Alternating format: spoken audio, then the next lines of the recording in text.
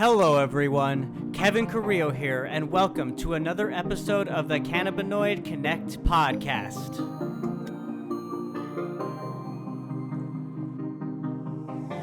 My guest today is Sophie St Thomas, Playboy journalist and sex cannabis writer and author.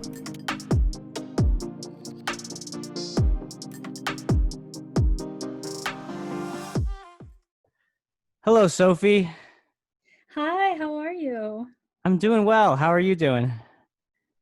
Loaded question these days. Right, exactly. What part of the country are you in? I'm in Brooklyn, New York City. Oh, yes. Lots of activity and stuff going on there. hmm Well, I mean, it looks like you're staying safe, and so that's good, right? Yeah, staying safe. Things could be much worse. I really can't. I mean, no, I absolutely can complain, but I'm well. Thank you for asking. That's good. Well, I'm really excited to have you on today. I really appreciate you agreeing to be a guest. So this is a topic that's pretty new for myself and for our listeners. This notion of sex and cannabis, right? hmm And I know that you're an expert in it. You're obviously, you said, based out of Brooklyn, and you're a writer originally from the Virgin Islands, but you currently contribute to Playboy, GQ, Glamour, Allure, Vice, all these different huge publications on this topic. So before we dive into it, let's get a sense of your background. So who is Sophie St. Thomas? She's me. She's your friendly supervillain of the sex and cannabis world. Why supervillain, not superhero? Superheroes are too like by the books. I don't like rules. You don't even play by your own rules. I get it. No, not really. So, well, like, what's your background? I mean, have you always been interested in this topic, and did you just kind of naturally gravitate to being a sex and cannabis expert, or did you have other kind of paths that you took before getting there? Oh God. Well, what I will say is that I was always okay with sex and cannabis.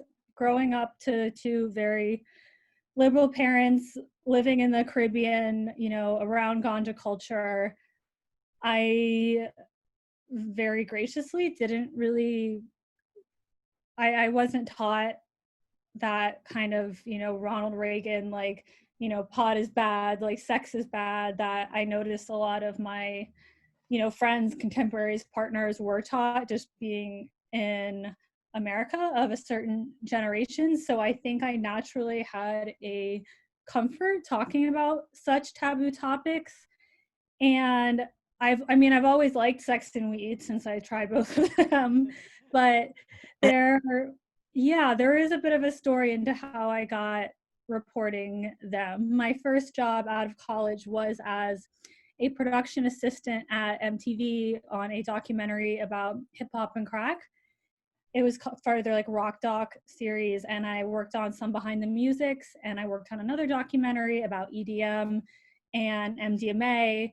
Wow. My Yeah, back then my like sweet spot was like the combination of music and drugs and how they interline culturally, as well as like a lot of misconceptions about how they intertwine culturally. And then on the side, at St. Thomas is not my legal name. St. Thomas is the island I grew up on. And while I had a day job in production with MTV Networks, on the side I was writing as Sophie St. Thomas for Vice about things like sex and drugs. And this was like a decade ago, when the idea of Vice on like HBO or anything would be a joke, and you could kind of just say and do whatever you wanted. So I thought it might be a little explicit even for my, bosses at MTV, which is how Sophie St. Thomas was born. But writing is what I always wanted to do. I did study TV in college, but then switched to journalism. And when I was able to, I made the leap to full-time writer, and now am, excuse me, the author of multiple books. And hopefully through this COVID shit, we'll still be able to sustain that. Yeah, absolutely. So that's awesome that right out of college, I mean, you had all that great corporate media experience. So you got to kind of see firsthand, and you probably were able to, the networking opportunities were probably incredible at that time.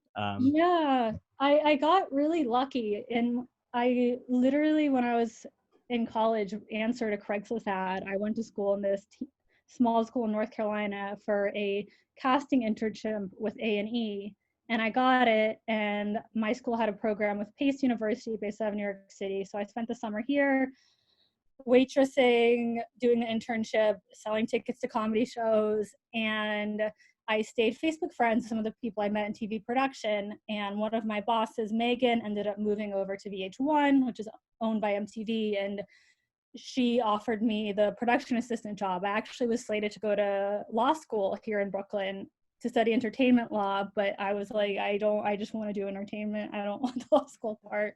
It's a lot of schooling, right? And a lot of tests. That would be Mm-hmm. that would be a completely different path. Wow, you might have been not. It might not have been Sophie St Thomas. It would have been some type of legal title. Oh yeah, I'd have brown hair, like no tattoos. I'd have a lot more money. That's for fucking sure. But Hey, well, the most important thing is you're doing what you love, right? There's something to that old saying. You do something that you love, you won't work a day in your life. So um, it seems like you're doing that now. And so my level of understanding when it comes to cannabis and sex is, think of it as that scene where Jon Stewart's in Half Baked, and they talk about the enchantment smoker, and like, have you ever watched The Scent of a Woman on weed, or like, I know that it enhances, but I don't really know the science behind it all. And so I'm excited to talk to you, Dave, about it. So why don't you go ahead and kick it off, and kind of just give us a high level of what that mean, of what cannabis and sex, together means, and what it all entails. do you want me just to break it down, or do you want how I discovered it and learned all these things? Let's start how you discovered it. Okay, well now I get to do my favorite thing, which is totally kill the mood and talk about rape. I had a pretty nasty sexual assault in the summer of 2013, and the PTSD from it was messing up my sex life and relationships. And I was recommended to try medical marijuana for PTSD. And now I don't really drink at all, but at the time I was more of a drinker, and like I would smoke weed every now and then, but it wasn't necessarily my thing. But it like fucking worked. Like it really, really helped. Basically, the way it was described to me, I found to be true, is like that thing that when you're stoned, when you're talking about something and you forget what you were talking about and you can't recall what you were just talking about, that sort of applies to PTSD flashbacks. So if you're having sex with a consensual partner, someone you're really into or love, and your brain wants to flash back to the non-consensual acts, cannabis kind of jumps in there and helps you stay in the moment. And now, flash forward 7 years later, I've been in treatment and therapy that I don't have any of those symptoms anymore. I primarily use it to just enhance sex and make it more fun. And I am a big advocate for pleasure. I think that what I discovered as a medical patient, and kind of this road from starting to use it for something that, you say you're like a rape survivor and everyone goes, oh my God, I'm so sorry, like whatever you need, which is obviously great, but I don't think that you should have to have something bad going on to use cannabis to enhance your sex life. And like that moment, that mechanism of being in the moment, I use that now. So maybe we can break it down like that now. So like mentally, it helps you be in the moment. It helps you be present. So it also enhances senses. So I like to think of various senses as like anchors that anchor you in the moment of the sexuality, whether that's like the smell of your partner, whether that's like the taste of one of their many bodily fluids, or just the sight of them. If cannabis can help you focus on that and be there instead of all the anxiety provoking places your minds want to go to, whether it's as simple as a distraction or something more serious if you are dealing with, PTSD or anxiety or all these other mental health issues that cannabis, the miracle drug, has shown to provide. And physically, it does enhance sensation. It also blends the senses. So I kind of can have like this psychedelic sex where a dirty, you might feel dirty talk like running down your body a little bit more. That, And that euphoria, you mean, like that sense of you're oh, in yeah. it. Well, THC causes euphoria. That's the best side effect. But I feel like that's where people get tripped up when they know you're like getting high off of it. It's not as acceptable. Mhm. And I think that whether it's sex or cannabis or the combination of both, that that euphoria is a good thing. But I have found that for many people it's a highly stigmatized thing. Yeah, no, I have found that as well. And that idea of being in the moment, how you described it's so true. In the sense that the way I can relate to that is there's some people that say they don't like to inhale cannabis or THC because it makes them paranoid, right? Mhm. But I like, in some ways, I feel like that paranoia is good because it makes me more self-aware of not only my surroundings, but how I'm acting or behaving, what I'm saying. I'm more diligent about my thoughts and so it's kind of a gut check mechanism, the way I view it. But Yeah, absolutely. And I know that we're probably going to talk about the project I did with Foria and Gold Leaf, which is a book, a intimacy journal, a cannabis and sex log. And the idea behind that is that I just found from all these years of researching it and interviewing so many different people about cannabis and sex is that we all need different things. Like we all fuck differently, and our hangups about sex are all different. Some of us have problem with like motivation and sex drive and being in the moment. Other of us have more insecurity, whether it's body image stuff or bad associations with sex. Other people need that lowered inhibition, especially if you want to try new things, if you want to dirty talk, if you want to introduce a new kink into the bedroom. And some people, and I am a THC girl, I love THC, I love the high from it, but other people don't. And so maybe they would do better off with, sticking with a CBD heavy topical or massage oil or suppository. But it's such a diverse medicine since it interacts with our endocannabinoid system, which is a biological system that goes through our entire body, that I think that when people are like, oh, I hate weed, and I'm like, why? And they're like, oh, I ate this brownie, and like when I was in high school, it was just, and I'm like, oh my god, like anyone would hate that. That's like trust me, that's not. You got to do it right, and I really want to help people do it right and do it right for them, because when it comes to cannabis and sex, there is not a one size fits all model. right. No, you're right. And what's funny about what you're saying is not only do the cannabinoids we as humans respond differently, like you said. So, THC, you might be too sensitive to THC, so you might want to go the CBD route and whatnot. But even outside of that, you got to think about like the potency of the strain, and and understanding exactly what subcompounds are in it to make you feel a certain way. And I think a lot of that is just not understood at this point. That's the problem, is that we're kind of just universally cucked at the moment by the fact that it's still a Schedule I drug in America, and that there's such.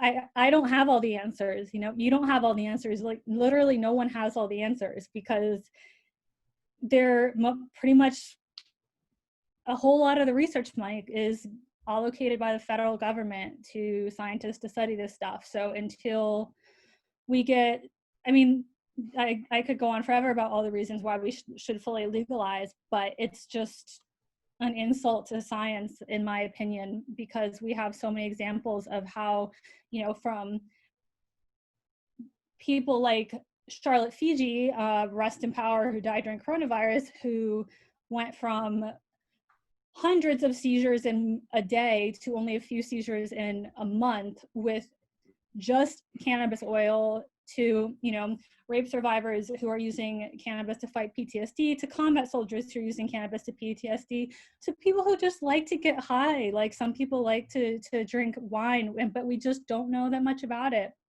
Right. And the stuff that we do know, I just had Emma Chasa on. Emma Chasen, she's has a science background, and she was talking about how a lot of the studies that were kind of released all kind of pointed to negative aspects of it to kind of reinforce the decriminalization of marijuana. So a lot of the peer study reviews that are out there don't help us, and Yeah, which is just so ridiculous. I mean, I am not a cannabis advocate who is also anti-pharmaceuticals. I think for some people, things like antidepressants or a anti-anxiety medication or an ADHD medication is exactly what they need. But if you look at the side effect profile of those and compare it to the side effect profile of cannabis, it's just completely insane that you have these one drug pills that you take too much and then like have an extra glass of wine, you could just die in your sleep, when we still have 0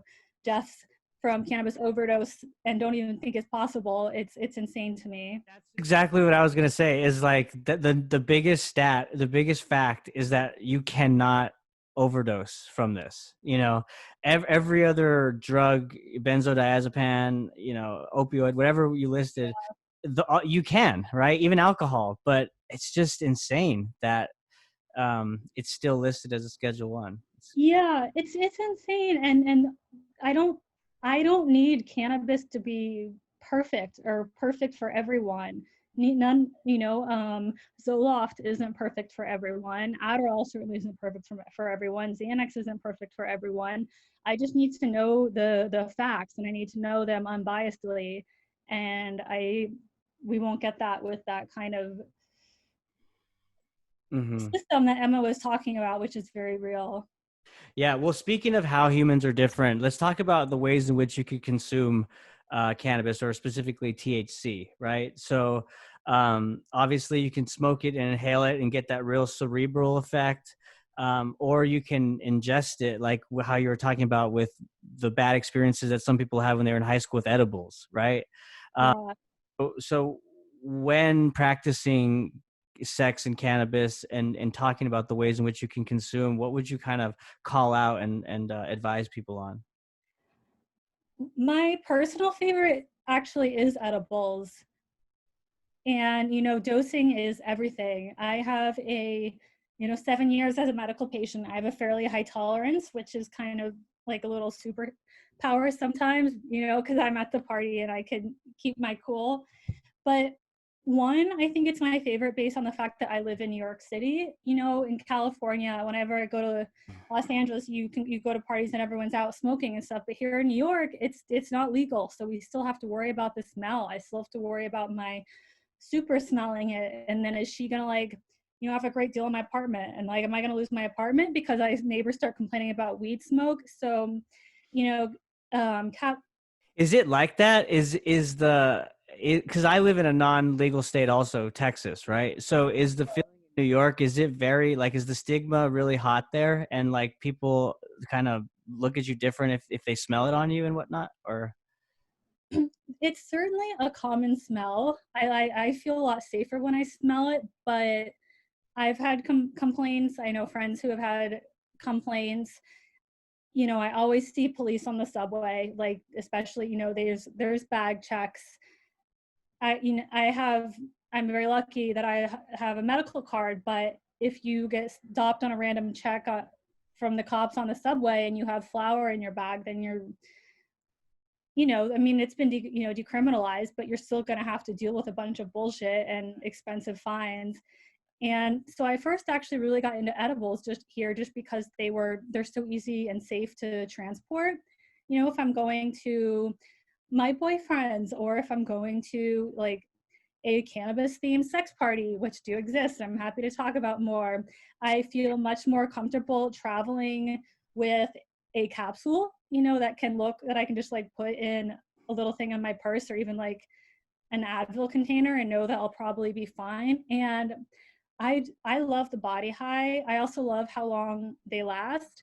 So I usually, if I'm going out or if I'm, gonna be having sex for a few hours, or if I'm gonna be in any situation really where I want to maintain a high, I'll have some edibles, probably, let's say 30 milligrams. And then if people are smoking joints and or vapes, I will definitely say yes. The idea of puff pass culture has unfortunately changed due to COVID. Yeah, people are more cautious for sure. Yeah, I'm starting to see joint condoms at events. Yeah. What does that look like? I mean, is it just literally a condom over it, or is it like special? Well, that's just what I call it's like how at hookah bars they have like plastic tips that you put on the end. Yeah.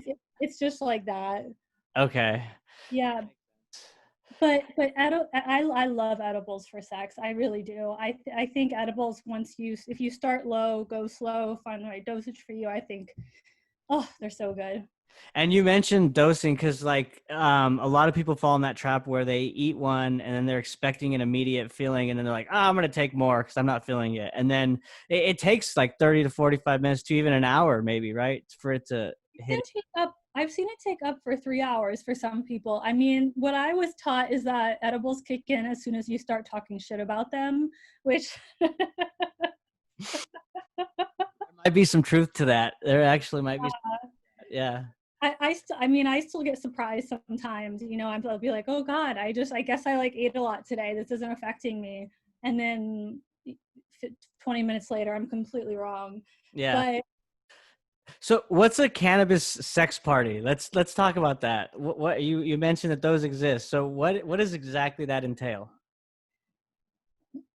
well, in New York City, the one I'm specifically referring to, that God, I first heard about them years ago, and it was my two beats. So I was like, I have to learn about this. And now they've kind of become a bit of a chosen family.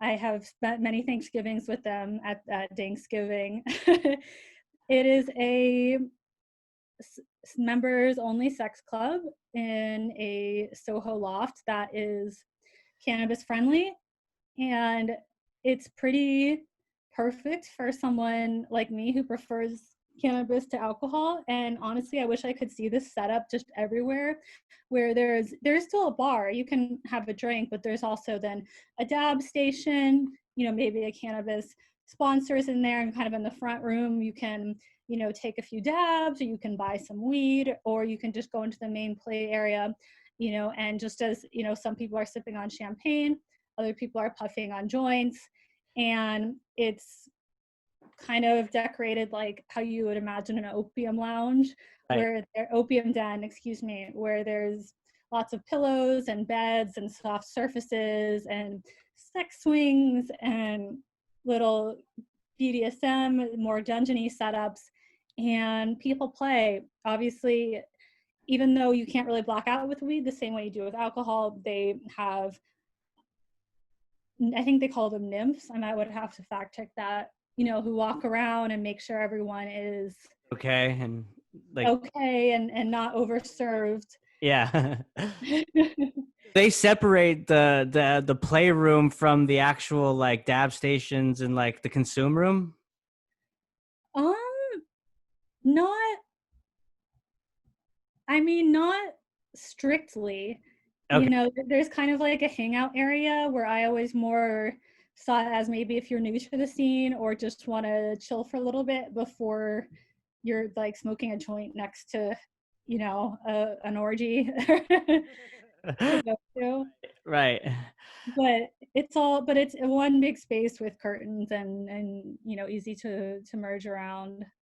Got you. And is it, I mean, you said, so that's one. So I guess there's just kind of different all clubs spread out throughout the city, or um They're the only one I know that are explicitly about cannabis and sex, okay. but I have seen other parties, whether they're set up by official sex positive organizations or just a bunch of friends. I've noticed that cannabis has become more prevalent at sexy parties in the same way that alcohol is. which is a trend I hope to see continue. Yeah, that's a great trend. I mean, the more that there's public support and and use around, I think that's a great thing. I was actually walking in downtown the other day here in Dallas, and I smelt it, and I was like thinking to myself, good, keep puffing to make it more normalized, Mhm. um so in your research and in your experience doing what you do, have you noticed that maybe more women tend to use cannabis during sex as opposed to men, or is it kind of split even or I don't know. I think I'm bisexual, and I've had boyfriends and girlfriends, and I have of all genders dated people all over the spectrum in terms of how much they use cannabis. I don't necessarily need my partner's cannabis use to completely mirror and match mine. There is some research that shows that testosterone makes it harder to feel the effects of THC, which I don't know if that could explain some men's different reaction to it, but I would say that I've definitely noticed it vary from person to person, but that has been across the board for all genders, at least in my experience. that's interesting that testosterone would be like a suppressant of getting high. Is estrogen the opposite effect? I am not sure, and I wish I had pulled up this study before this, but you or listeners, Google it. There is some research that shows that testosterone inhibits it. I mostly get a kick out of this study because I do have some guy friends who have told me it doesn't do anything. Like, I try to get high, and I'm like, you just have too much testosterone. Like, Chill out, tough guy. Yeah, like what? yeah, like, you're too alpha, man. Like, I think that's just a pickup line. yeah, exactly. Yeah. So let's talk about cannabis specifically related to women's like health. So I was reading. I always mention this book on the podcast, "The Emperor Wears No Clothes" by Jack Hare. And in the book, he talks about different uses of like hemp and medical cannabis, and that history has proven that Queen Victoria actually used cannabis resins for her cramps when she was having menstrual cramps and when she was during PMS. So, is that just one example of how cannabis is beneficial in that way for women? Yeah, I have done that with Foria suppositories. Foria is a sexual cannabis wellness brand, and they make suppositories both CBD only and full spectrum with THC and CBD.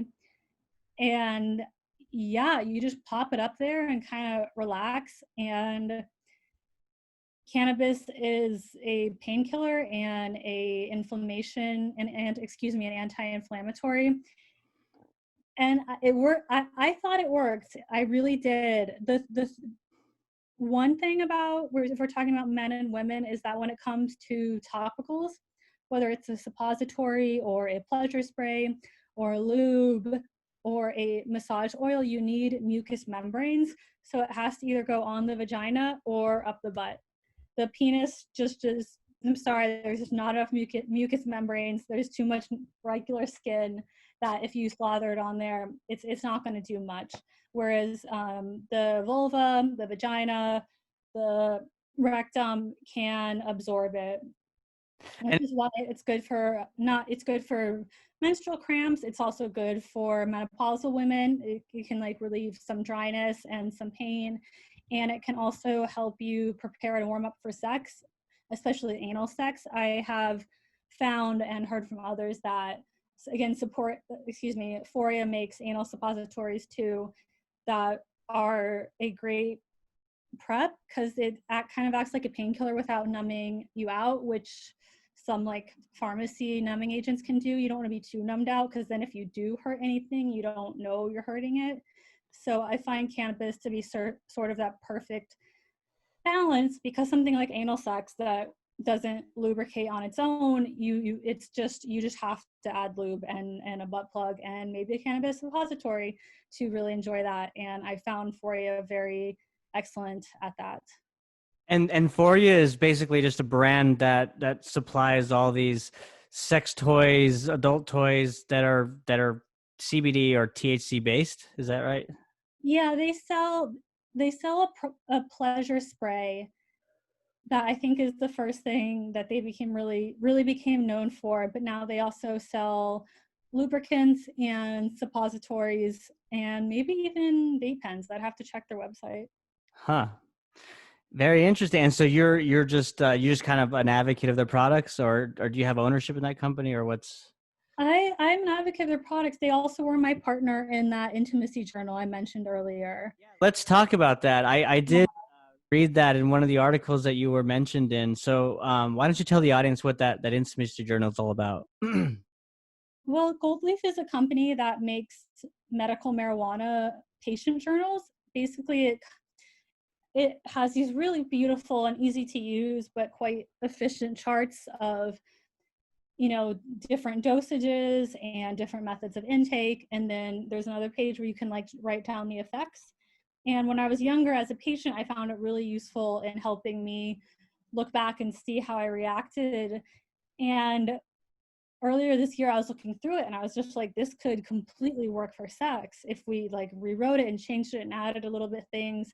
So I reached out to Gold Leaf and pitched the idea, and then Euphoria came on board as a collaborator. And I also kind of like to think of it as kind of a bit of a naughty conquest book where you can, log your sexual experiences, but it's created with all this information and all these, check boxes and to help you find out what works for you during sex Wow. with cannabis. That's a great concept. And so like what feedback have you gotten so far from some of the customers that have used it? I mean, have you heard any testimonial stories or how it's changed their sex life? Not yet, honestly. This was super recent. This was just a few weeks ago. I think some of the influencers are still getting their journals in the mail, but I'm having fun with mine already. Yeah, well, what have you learned about yourself with yours? I have learned that my tolerance is a lot higher than I thought it was. It's all those edibles and those pre-rolls and dabs. Yeah, yeah. I remember when like 10 milligrams would make me like see a dog and I would just start sobbing, out of joy because like the dog was so pure and like heaven sent. And now I take 10 milligrams and it's like I'm nothing. a little mellow, but No, I can totally relate for sure. I've been I've been trying to just cut back a little bit just because I want to enjoy it more at the end of the day when I'm unwinding. But that's difficult to do. yeah, I've been trying to cut back because I don't want to spend as much money on weed. But then it's like, it's easy to justify just continuing to enjoy it. Right. Well, hey, if it's part of your lifestyle and it's something that makes you happy, as a therapeutic or a relaxer or whatever, people like to drink a beer after work or a glass of wine, right? So why should cannabis be any different? It shouldn't be. I am not, and I have nothing against alcohol, but I mean, cannabis is just so much safer. It's crazy. Yeah. Well, and you said you cut back, right? Are you like totally sober now, or I mean, have you just cut back, and if so, why? What was the reason? Honestly, because after that, I was a pretty heavy drinker to begin with. The Caribbean, like we didn't really have a drinking age. I mean, I started drinking in middle school. So, a lot of people I talked to started.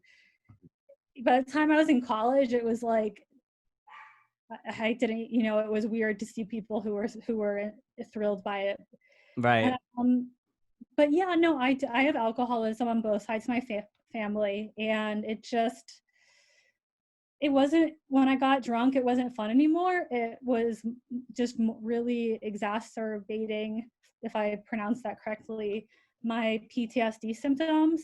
Mm. And so kind of after the assault, when I got into medical marijuana, I quit.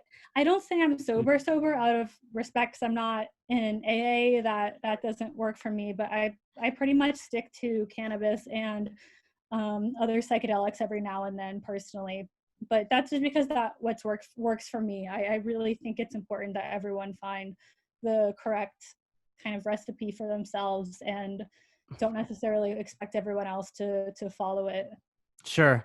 No, that's definitely true. Everyone's different. What you've kind of landed on in terms of, you found cannabis and psychedelics. I think that's a pretty good balance. For those who are just unfamiliar with psychedelics or have never had a psychedelic experience, it's really kind of eye opening, and it just kind of is an experience that helps you grow as a human being, I would say. You know, it's an experience that takes the ego out of yourself, and you really just kind of feel like you're part of this huge ecosystem, and we're flowing with everything, right? And kind of, I don't know if that's been your similar experience, but it's No, absolutely. It the shift in perspective that psychedelics can offer, continues to really blow my mind. Um, I guess an example would be, and I hope this doesn't sound like too petty, is like eating and food and weight. And in like college, I was like I wasn't quite eating disorder, but it could have been that way. And then I took all this LSD, no, but, but, but I did, and then I took like 3.5 tabs of LSD, and it was an incredible experience. But one of my most profound memories was just, looking at the stars and like imagining the weight of the world and like the weight of my body, and like, how much I'm capable of, and how much time I'd been giving to like a few pounds, which like the world don't give a fuck, if I weigh like 120 or 125 or 115, it's all the same. No, it doesn't. And there's psychedelics have a way of just helping you look at things from a new perspective without the immediate ego that even when the trip is over, you remember and carry with you. And I find them, I don't do them. I'm pretty much an everyday cannabis user, where psychedelics, like a big trip is more a once a year, or at least a once every like 6 months type thing for me. yeah. But yeah, I found the insights have been, I also am a medical ketamine patient. I get That world I don't know so much about. So what is that? What does all that entail? Ketamine. I've actually never done it recreationally. I've been around people doing it recreationally, so I can't speak to that. But ketamine is for whatever reason, it's gotten lumped into psychedelics culture. I love ketamine, so I have no problem with that, but it's technically a dissociative. And it was actually first discovered like around right before the Vietnam War. And it kind of came to prominence on the battleground in Vietnam, because unlike opiates, it doesn't, you don't, it's kind of like cannabis that you can't really die from it. I mean, I think it's technically possible, but you need a ton of ketamine to die. But they used it on soldiers on the battlefield for, surgery, wounds, and without having to worry about them ODing on top of all the other shit. And if you've ever had a general anesthetic, you've probably had ketamine.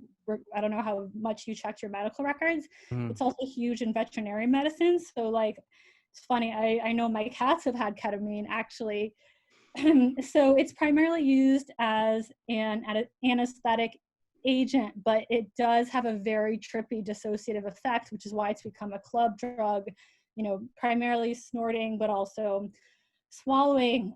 But recently, a whole lot of really cool evidence has come out that it treats depression, in particular treatment-resistant depression.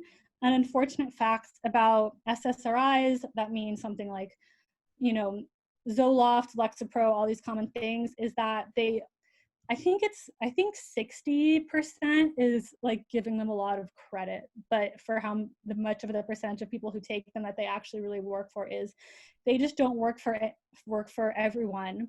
And ketamine has shown a lot of success as a treatment for treatment resistant depression. And how it works is you go into a med spa basically, and it's a doctor's office, and they hook you up to an IV and you get an infusion of it, and you just close your eyes and listen to music. It's also been shown to kind of kill suicidal thoughts, which, and it's, I can, I'm from the Virgin Islands. In 2017, there was 2 Category 5 hurricanes. It completely destroyed just entire neighborhoods that I grew up in and fucked up a lot of shit for my family.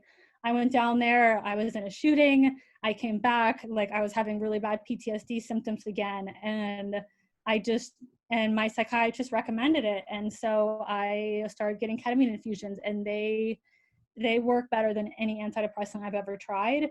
It's much more of an intense experience. You do 6 rounds all at once, and then you maintain it by going back every month or every 2 months for as how long as you need to. Whereas cannabis is kind of like a daily maintenance medication. Ketamine is the big guns if you are dealing with any of that stuff. And it's also really fun. It feels really good and is a really cool, trippy experience. And right now it's kind of in a legal gray area. It's not, when people use it for depression, it's off label. It's only really approved as an anesthetic, but more and more research is coming in. There was a form of ketamine officially approved by the FDA for depression, which is a nasal spray, which is, you just have a nasal spray like you would have like an allergy medicine, but of ketamine. And it's that I've never tried that one. I've only tried the infusions. Yeah.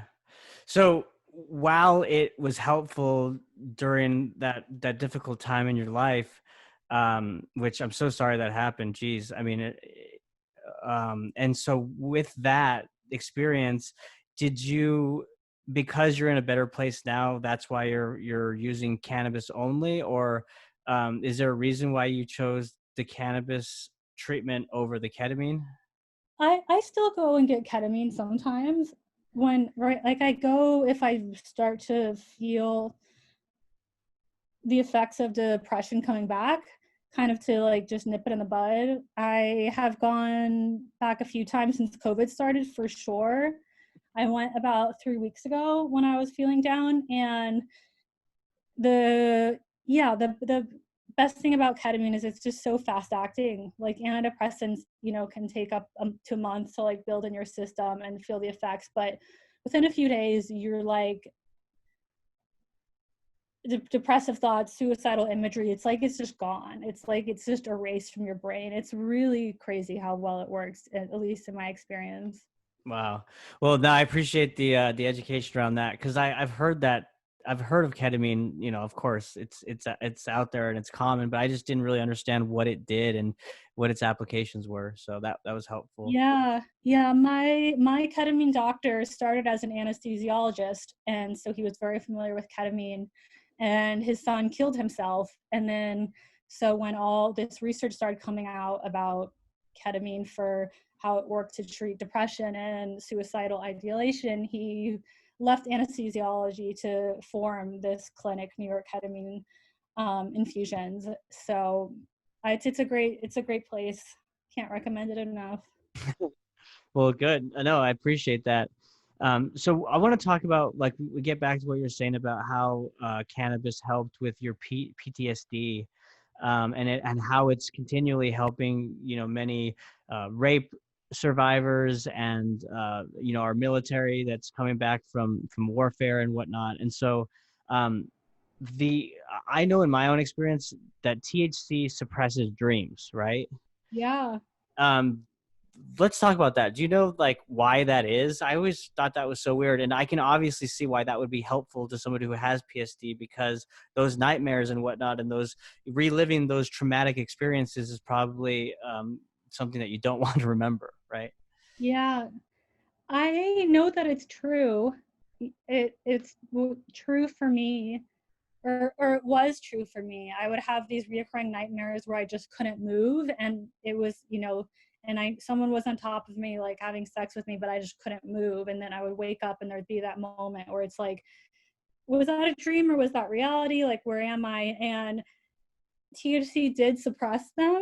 I have to be just completely honest and say that now at 32, when I don't really get those nightmares anymore, I miss dreaming more. Sometimes I will like not have them.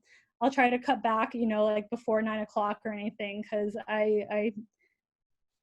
it's a wonderful side effect if you want to get rid of dreams, but if you are like dreaming, it can be a little frustrating.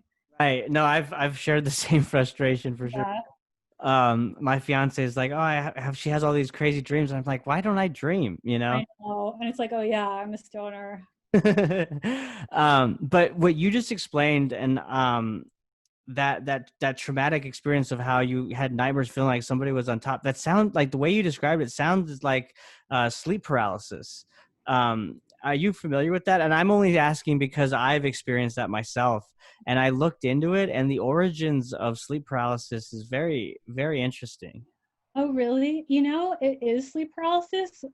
I don't want everyone listening to think I'm like completely insane, but I have a lot of weird experiences when I was a little bit younger, like waking up and like seeing some scary, weird shit in my room, and not moving. And then a second later, I can move and it's all gone. And being like, what just happened? Like, was that a dream that just like perfectly matched? Like, oh, I don't know it. I would love to learn more about it, but I don't know that much about it. So from what I've gathered and what I've read, because this was something that I experienced a couple of times, and I was like, "What is going on here?" And exactly how what you just explained in terms of that shadowy figure or whatever you saw in the room, I experienced the same thing, and everybody who's ever had sleep paralysis has said the same. And the other kind of feeling that you get is you feel like something is sitting on your chest, like you're unable to get up or prop yourself. Yeah. So I you mean, and oh, go ahead.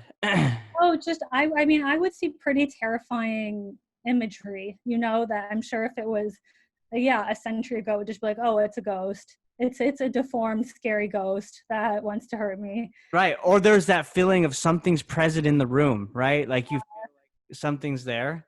Yeah. I usually would see something, would see a figure, but it would be quite detailed. But and when you say that feeling, the chest feeling, I definitely get it. I automatically just associate it with like kind of the same feeling I would get when I was having a panic attack. Like it's almost like heart attack symptoms, but And you can't talk, right? Like you're trying oh, to get up, and like there was a time that I felt myself like calling out for help, like help, because I couldn't move. And the history that I read behind that is the term incubus is like the, I guess, the folklore tale or whatever time period this was. They would say that um like a spirit or like a devil called the incubus is sitting on your chest, so that's why you feel like you're suppressed and you can't get up.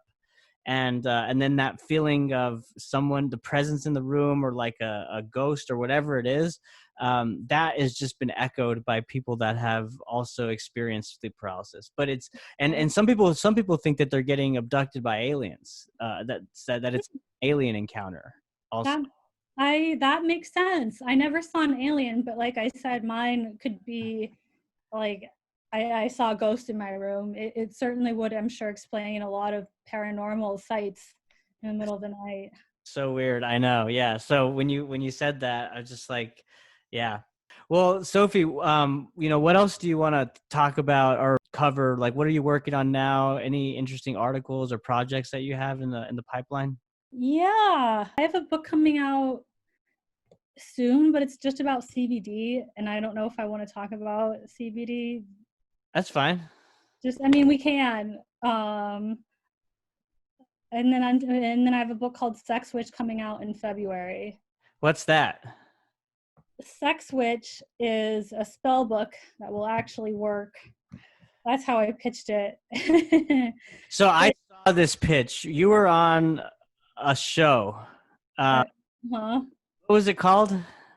What's your secret? What's Your Secret? That's right. And so, okay, so this is the book that you were pitching on the show. Yes, yes. Okay, so sorry. Go ahead. Continue. If anybody else listening, go ahead and look at that video on YouTube. It's funny. It's okay. So my best friend in the world, I have to shout her out, is Annabelle Gatt. She's Vice's astrologer. And through her and a lot of other people I've met, I've become I know how to read tarot. I write the horoscopes for Allure. I am involved in the occult world of New York City and enjoy all these things. But I also have a very scientific brain, and when I write about sex and relationships, I always go to the best people doing the best research on the subject. I might not always follow it in my personal life, but I really know the deal on how to communicate and like how to find the right relationship format for you, and what to do if you're just coming out as queer, or how to attend your first sex party, or how to share a fantasy with a partner.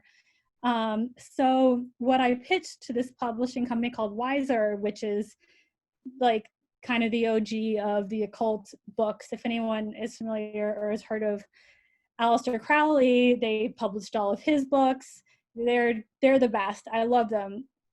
And so I pitched them it's a spell book. It's a very naughty spell book that does combine things like tarot and astrology or different herbs or different crystals, but the reason I pitched it as a spell book that will actually work is because I kind of laced and snuck in there all like, carve this into a red candle and then use these communication styles to talk to your partner, to ask about this. So I am just so excited for it. It was really, really fun. They gave me a lot of freedom with it, so I was able to really be myself and just write, be as raunchy or inappropriate as I want. And yeah, I'm just so stoked for it to come out. It comes out around Valentine's Day. I'm going to be making some sex switch merch soon. And I have found the thing about doing spells or doing tarot is that you don't have to necessarily believe in some like woo-woo god. You can just believe in meditation or the power of ritual or the power of writing things down, or you can just want to have fun. But that is the book I was promoting, and I'm really excited for it. I can tell you're excited. You're smiling ear to ear when you're explaining it. That's Yeah, I had a call about the book right before this, and we got some fun stuff lined up. I mean, COVID has affected everyone. It's pushed a lot of my projects back. It's put a lot of things on hold, and I wasn't sure what was going to happen with this, but we decided we're going to go ahead with it, and I'm super stoked. That's exciting. It's funny how you also said that you kind of bake in like the actionable, like while you have the spells and the rituals and the action items that you have putting things together, you also give that guidance in terms of communication and all that. So it seems pretty like well-rounded, I guess. Well, I legitimately want it to work. Like, I legitimately want people to to benefit from this. Like, if they, just do it, just like, I don't know, like throw a rose quartz like out their window, on like the third day of like the waning moon or something, and then they don't get a boyfriend. I don't want to be held responsible for that. Like, I That's a big lift that you're going to take on. That's a lot of responsibility. I want to. It's dating is hard. It's no, it's I don't know. I I want, if I'm going to write a spell book, I want people to actually I want them to work. So I hope that they do. How do you find those spells? Do they like, is it curated? Like, are these old practices that have been known or said to have done certain things, or is this stuff that you've actually just kind of made up yourself? Both, the spells are things like I made up myself. Like, there's certainly I don't know if theirs was like a spell to find, to find where you fall on the spectrum between polyamorous and monogamy. But so that part is like me, To it. That's your yeah, that's my addition to it. But things like carving sigils, which is a magical symbol, into a red candle for love, that's not me. Red has always been associated with the color of passion and love, and has always been used for, I mean, I don't know how long, but has historically been used for love spells. So it's a balance of both. Gotcha. Sorry if you hear my cat meowing. Uh-oh. Well, that's exciting, and congratulations on that. Yeah, I mean, that's something. Where can people find that? I guess on Amazon when it comes out. Yeah, it might already be on Amazon. Yeah, the best place for anyone to find this is just to follow me on social media, because when I have a project coming out, I won't shut up about it. Well, you got to self promote. That's good. Gotta make a living. That's right. Well, hey, before we've talked about a lot, and I really appreciate your time. And it's been a very interesting conversation. Before we go, is there anything that you want to leave the audience with? Sure. They can have my anal sex recipe or spell. Okay, what's that? Okay, you need a cannabis suppository, and you put it in, and then you put a butt plug in, and you keep it in for at least 30 minutes. And during that 30 minutes, I suggest engaging in erotic activity to get turned on. That could be like fooling around with your partner, having other forms of sex, or masturbating. And then after about 30 minutes, take it out, lube up the dildo or penis, and stick it in. And there you go. Boom, and then you're off to the races, and it's going to be less painful, like you said, because the suppository is THC based, which yeah, they have both. I prefer the THC version, but they have THC and CBD for people who live in non-legal states. Even though I'm really, really hopeful that within the next year, if we get a Democratic presidency and Congress, we will legalize, and hopefully we'll get some studies that talk about the good things cannabis does. we need it to be legalized. That's for sure. There's a lot of potential in every little aspect of our human lives for this plant, and sex is one component of that. And I appreciate you talking about it with us today. Thank you so much. Me. Bye. Bye.